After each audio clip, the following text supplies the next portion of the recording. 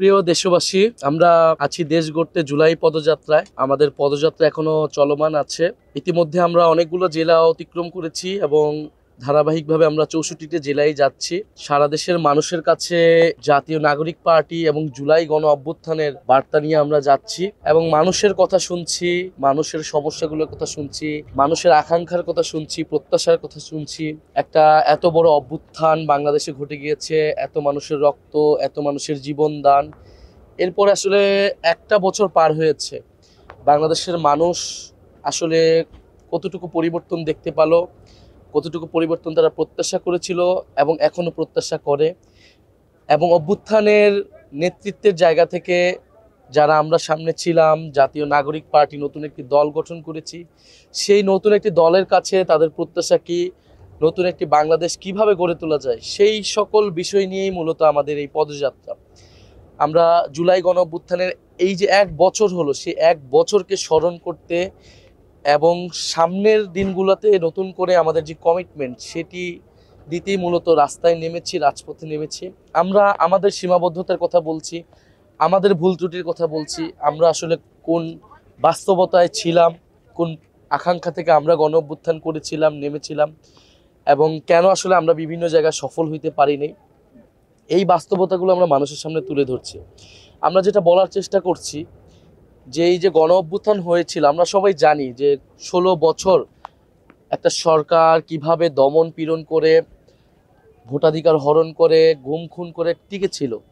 এবং একটা ন্যায্য দাবিতে, যখন চাকরির দাবিতে আপনার সন্তানেরা রাজপথে নেমেছিল, দেশের তরুণরা রাজপথে নেমেছিল, সে আন্দোলনে দমন পীড়ন চালানো হয়েছিল, নারীদের উপরে দমন পীড়ন চালানো হয়েছিল।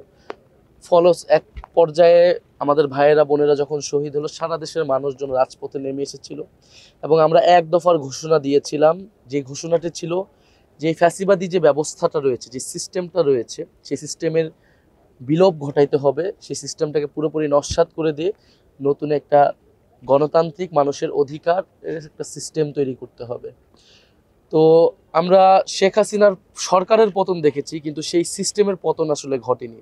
আমরা এই কথাটাই বলছি, সেই সিস্টেমের পতনটা ঘটাতে হবে। যে সিস্টেম দুর্নীতিবাজদের প্রশ্রয় দেয়, সেই সিস্টেম মাফিয়াদের সমর্থনে টিকে থাকে, যেই সিস্টেম সমাজে বৈষম্য তৈরি করে রাখে, যেই সিস্টেম মানুষের মানবিক মর্যাদা নিশ্চিত করতে পারে না, যেই সিস্টেম বৈদেশিক শক্তির কাছে নতজানু হয়ে থাকে, দেশের মর্যাদা নিশ্চিত করতে পারে না। ফলে এই সিস্টেমের হয়তো রাজনৈতিক নেতৃত্ব ছিল আওয়ামী লীগ গত 16 বছর, সেই রাজনৈতিক নেতৃত্ব সরে গিয়েছে। এখন আমরা দেখতে পাচ্ছি আরেকটি দল সেই রাজনৈতিক নেতৃত্বের জায়গায় আসতে চাচ্ছে, সেই সিস্টেমটাকে টিকিয়ে রাখতে চাচ্ছে। আমরা বলছি এটা চলবে না, সেই সিস্টেমটাকে পাল্টাতে হবে। রাজনৈতিক দলগুলোকেও নিজেদের পরিশুদ্ধির মধ্য দিয়ে আসতে হবে এবং নতুন ধরনের রাজনীতি, নতুন বাংলাদেশ লাগবে। এটাকে আমরা বলতেছি নতুন বন্দোবস্ত। যেই বন্দোবস্তের অর্থনীতি, যেই আমার লুটপাটের মাফিয়ার নিয়ন্ত্রিত অর্থনীতি, সেই অর্থনীতি পরিবর্তন করতে হবে। বৈষম্যহীন ইনসাফ ভিত্তিক অর্থনীতি তৈরি করতে হবে। আমাদের সংস্কৃতির মধ্যে যে বিভাজন আমরা দেখেছি, সেই বিভাজন দূর করতে হবে। আমাদের ধর্মীয় স্বাধীনতা, আমাদের সকল ধর্ম এবং সম্প্রদায়ের সাংস্কৃতিক অখণ্ডতাটা নিশ্চিত করতে হবে। আমাদের নারীদের অধিকার নিশ্চিত করতে হবে। এবং ঐতিহাসিকভাবে আমরা বলেছি যে 1947 সালের যে ব্রিটিশ বিরোধী লড়াই, উপনিবেশ বিরোধী লড়াই, এবং 1971 সালের মহান মুক্তিযুদ্ধ এবং 2024 সালের যে গণ অভ্যুত্থান, এটাকে আমরা একই সাথে দেখি, একই ধারাবাহিকতা দেখি। এবং এই বঙ্গীয় জনপদের যে একটা সভ্যতাগত আকাঙ্ক্ষা রয়েছে, ইতিহাস রয়েছে, সেই ইতিহাস এবং আকাঙ্ক্ষাকে ধারণ করতে হবে। এবং সবচেয়ে গুরুত্বপূর্ণ আমরা বলতেছি যে নাগরিক মর্যাদা নিশ্চিত করতে হবে, নাগরিক অধিকার নিশ্চিত করতে হবে, দায়িত্ব এবং দরদের রাজনীতি তৈরি করতে হবে। ফলে এই সকল আকাঙ্ক্ষা নিয়ে আমাদের নতুন দল, আমরা মানুষের কাছে যাচ্ছি, জনতার দুয়ারে যাচ্ছি। আমাদের ভুল ত্রুটির কথা বলছি, সীমাবদ্ধতার কথা বলছি, কিন্তু আমরা একটা জিনিস বলছি যে আমাদের সৎ নিয়ত ছিল। আমরা কখনো আপোষ করিনি, আমরা কখনো লোভ করিনি। আমরা শেখ হাসিনার সময়ও আমরা সেই সময় অনেক নির্যাতনের মধ্য দিয়ে আন্দোলনকে চালিয়ে নিয়ে গেছিলাম। গণ অভ্যুত্থানের পরে বারবার আমাদেরকে নানাভাবে আমাদের বিরুদ্ধে প্রোপাগান্ডা করা হয়েছে। এই যে এস্টাবলিশমেন্ট, সে কোনোভাবেই চায় না এই যে ছাত্র বা তরুণ একটা শক্তি উত্থান ঘটুক। ফলে নানা ধরনের প্রোপাগান্ডা চালানো হয়েছে। এখনো মিডিয়া নিয়ন্ত্রিত, গণমাধ্যমের স্বাধীনতা নিশ্চিত হয়নি। এখন আবার নতুন করে ভয়ের সংস্কৃতি তৈরি হচ্ছে। আর সবচেয়ে বড় যে সমস্যা, চাঁদাবাজ, সন্ত্রাস, আমরা চারিদিকে দেখতে পাচ্ছি এবং দেশকে আবার নানাভাবে বিভাজন করার চেষ্টা করা হচ্ছে। তা আমরা এই সব কিছু থেকে উত্তরণ চাই এবং সেই জন্যই জাতীয় নাগরিক পার্টি কাজ করবে। এবং জুলাই যে পদযাত্রা, সেই পদযাত্রা আমরা অকুণ্ঠ সমর্থন পাচ্ছি মানুষের কাছ থেকে। আমরা যেখানে যাচ্ছি মানুষ আমাদেরকে ভালোবাসা দিচ্ছে, দোয়া দিচ্ছে, আশীর্বাদ দিচ্ছে। এবং আমরা বিভিন্ন জায়গায় মানুষের স্বতঃস্ফূর্তভাবে মানুষের অংশগ্রহণ আমরা দেখছি। এবং সব ধরনের, সব শ্রেণী পেশার, সব বয়সের মানুষ থেকে আমরা সেই সমর্থনটা পাচ্ছি।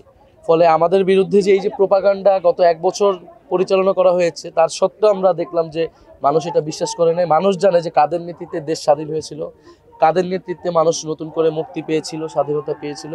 মানুষ আসলে সে আস্থা রাখতে চায় সেই বিকল্প নেতৃত্বের উপরই, সেই এবং মেধা এবং যোগ্যতার ভিত্তিতে যারা রাষ্ট্রটাকে গঠন করতে চেয়েছিল, যারা নিরপেক্ষ প্রশাসন চায়, পুলিশ চায়, আদালত চায়, সেই সংস্কারের পক্ষে এবং গণহত্যার বিচারের পক্ষে এবং নতুন সংবিধানের পক্ষে আমরা সারা দেশে আওয়াজ তুলতেছি। আমরা খুব শীঘ্রই আপনার জেলায় আসছি, আপনার দরজায় আসছি। আপনি দেশ গড়তে জুলাই পদযাত্রায় যোগ দিন। অবশ্যই আমাদেরকে এই দেশটাকে নতুনভাবে গড়ে তুলতে হবে, জনগণের পক্ষে, বাংলাদেশ পন্থার পক্ষে, ইনসাফের পক্ষে, মর্যাদার পক্ষের বাংলাদেশ গড়ে তুলতে হবে। আসসালামু আলাইকুম।